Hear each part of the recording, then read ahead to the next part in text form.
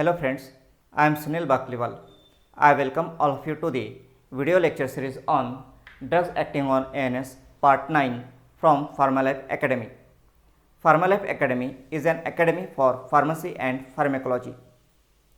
Friends, from today we are going to start adrenergic drugs.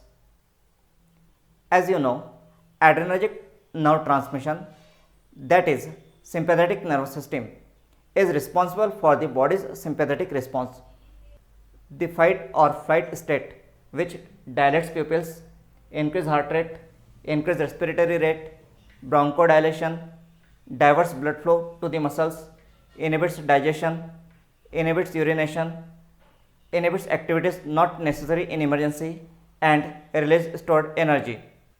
Adrenergic nerve transmission is also active in the CNS in processes such as memory and alertness.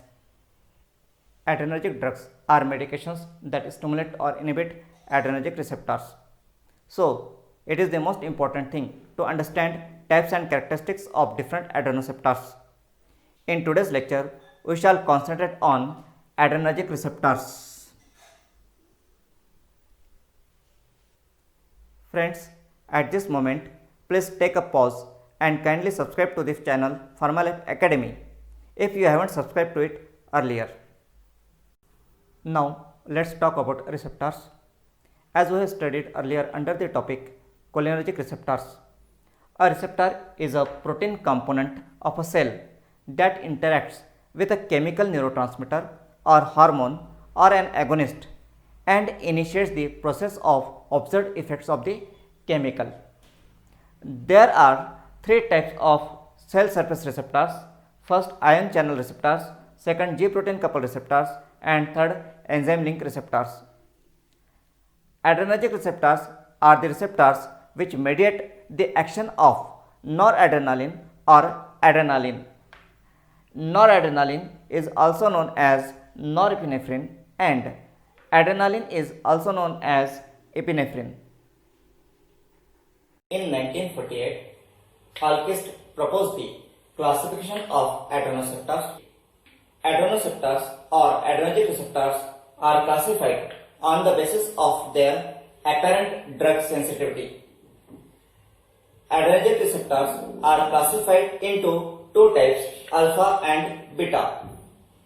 Alpha receptors are further subclassified as alpha 1 and alpha 2. Beta receptors are subclassified as beta 1, beta 2 and beta 3. Alpha 1 receptors are again subdivided into alpha 1a, alpha 1b and alpha 1d. Here it is to be noted that there is no alpha 1c receptors. Alpha 2 receptors are again subclassified as alpha 2a, alpha 2b and alpha 2c receptors. The potency of agonist is epinephrine is greater than or equals to norepinephrine, that is far greater than isoproterenol for alpha receptors. Isoproterenol is greater than epinephrine is greater than or equals to norepinephrine for beta receptors. Here note the difference that alpha receptors are least sensitive to isoproterenol while beta receptors are most sensitive to isoproterenol. All of the adrenergic receptors are G protein coupled receptors. Primarily, they act by increasing or decreasing the intracellular production of second messengers, cyclic AMP or IP3 DAG. IP3 is inositol triphosphate and DAG is diacyl glycerol. In some cases, the activated G protein itself operates potassium or calcium channel or increased production of prostaglandin. Adrenergic receptors differ in sensitivity to different drugs. While many receptors may coexist in a tissue, there is usually one which has high density and proportion that predominates and is mainly responsible to the tissue's adrenergic response.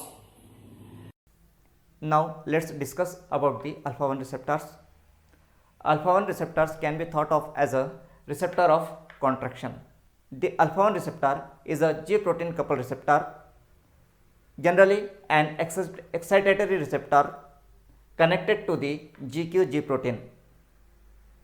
Upon stimulation of alpha-1 receptor, GQ leads to activation of the enzyme phospholipase C, which liberates IP3 and DAG.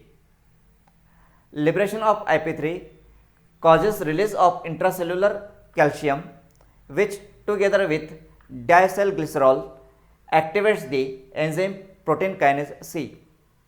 The enzyme protein kinase C phosphorylates a variety of proteins that induce physiological actions. Typically, alpha-1 receptors are found at vascular smooth muscles, bronchial smooth muscles, radial smooth muscles of iris, pilomotor smooth muscles, prostate, urinary bladder, anal sphincter, mucous membrane, uterus, and in the CNS. Activation of alpha-1 receptors causes contraction of the smooth muscles, vasoconstriction, increased peripheral resistance, increased blood pressure, bronchoconstriction, uterine contraction, mydriasis, closure of internal sphincter of bladder, prostatic hyperplasia, inhibition of lipolysis, and ejaculation in males. Alpha-1 agonists are used to treat shock and hypotension, nasal and ocular congestion. Alpha-1 antagonists are used to treat hypertension and benign prostatic hyperplasia. The details of the agonist and antagonist of alpha-1 receptors will be discussed later on. Now, let's discuss alpha-2 receptors. Alpha-2 receptor is an inhibitory G protein coupled receptor. Upon activation of alpha-2 receptors, GI protein serves to inhibit adenylyl cyclase and cause intracellular cyclic AMP level to reduce. Within sympathetic nervous system, these receptors are found on the presynaptic terminals of postganglionic sympathetic neurons. When these receptors get activated, they prevent further release of norepinephrine. Alpha-2 receptors are primary adrenergic receptors in the CNS.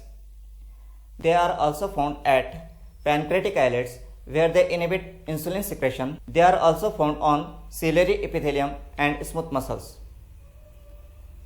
Alpha-2 agonists are used to treat hypertension. Now, let's talk about beta-1 receptors. Beta-1 receptor is an excitatory G protein coupled receptor connected to the GS-G protein. Upon stimulation of beta-1 receptors, activated GS protein leads to stimulation of adenylyl cyclase and generation of intracellular cyclic AMP, which induce the physiological actions. Typically, beta-1 receptors are dominant at myocardium in the heart, juxtaglomerular cells in kidney, and they are also found in the CNS and adipose tissues. In the heart, stimulation of beta-1 receptors causes increased heart rate and contractility. That means it causes positive chronotropic and positive inotropic effect on the heart. In kidney, it causes increased release of renin that activates the renin-angiotensin system, and in the CNS, it causes secretion of antidiuretic hormone ADH from posterior pituitary gland that enhances renal salt and water reabsorption. All these effects combinedly lead to an increase in BP. In adipocytes, it enhances lipolysis. Beta-1 antagonists are used to treat hypertension and cardiac arrhythmia. Now let's talk about beta-2 and beta-3 receptors. Same as that of beta-1 receptors, both beta-2 and beta-3 receptors are excitatory G protein coupled receptors connected to the GS-G protein. Both these receptors, beta-2 and beta-3, have the same mechanism of action as that of beta-1 receptors. The physiological actions of beta-2 receptors is mainly due to smooth muscle relaxation and modulation of hepatic metabolism. Activation of beta-2 receptors within bronchioles leads to bronchodilation that reduces airflow resistance within the lungs. Activation of beta-2 receptors within the vasculature leads to vasodilation that reduces blood pressure. Activation of beta-2 receptors within the uterus leads to uterine relaxation. Activation of beta-2 receptors within the liver stimulates glycogenolysis and gluconeogenesis, together increasing blood sugar levels. Beta-2 agonists are used to treat asthma and COPD and to arrest premature labor. Activation of beta-3 receptors encourages lipolysis and urinary bladder relaxation. Now let's see some examples of receptor selective drugs and their main therapeutic uses. Nafazoline is an alpha-1 agonist used to treat nasal and ophthalmic congestion. Clonidine is an alpha-2 agonist used to treat hypertension. Prazosin, terazosin are alpha-1 blockers and used to treat hypertension and benign prostatic hyperplasia. Propranolol is beta-1 beta-2 blocker and used to treat hypertension, angina and arrhythmia. Albuterol is beta-2 agonist used to treat asthma. Isosuprin is a beta-2 agonist used to treat preterm labor. And atenolol is beta-1 blocker used to treat hypertension, angina and hyperthyroidism. Friends, thank you very much for watching this video lecture. Please subscribe to the channel PharmaLife Academy if you haven't subscribed to it earlier. Now let's meet in the next part of the video lecture series on drugs acting on ANS. Till then, enjoy pharmacology.